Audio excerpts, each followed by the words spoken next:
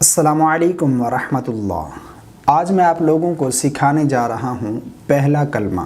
پہلا کلمہ کیسے پڑھیں گے، کیونکہ بعض لوگوں کو پہلا کلمہ ہی صحیح طریقے سے پڑھنا نہیں آتا اور اس میں وہ زبر کی زیر کی غلطیاں کرتے ہیں۔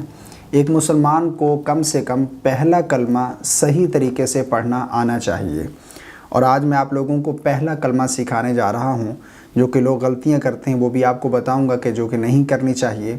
تو انشاءاللہ عز و جل آج ہم سیکھیں گے پہلا کلمہ اور اس کا اردو ترجمہ کیا ہے۔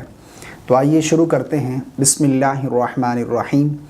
پہلا کلمہ طیب۔ پہلا کلمہ طیب۔ بعض لوگ پڑھتے ہیں پہلا کلمہ طیب، طیب نہیں، طیب۔ طیب معنی پاک۔ لا الہ الا اللہ، اس کو لوگ پڑھ جاتے ہیں الا اللہ، لا الہ الا اللہ، الا اللہ نہیں پڑھیں گے، لا الہ الا اللہ۔ دوبارہ سنیے، لا الہ الا اللہ محمد رسول اللہ۔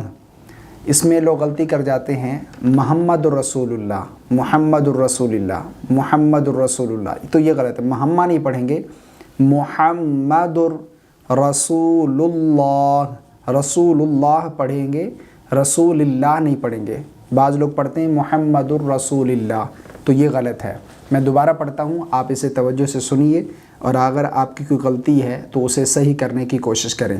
پہلا کلمہ طیب۔ طیب معنی پاک، لا الہ الا اللہ محمد رسول اللہ، لا الہ الا اللہ محمد رسول اللہ۔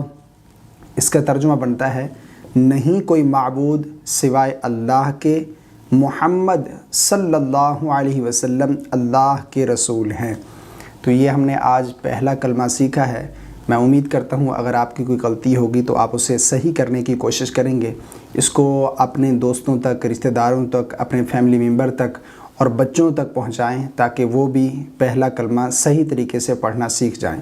اللہ تبارک و تعالی ہم سب کو عمل کرنے کی توفیق عطا فرمائے، آمین۔ السلام علیکم ورحمۃ اللہ۔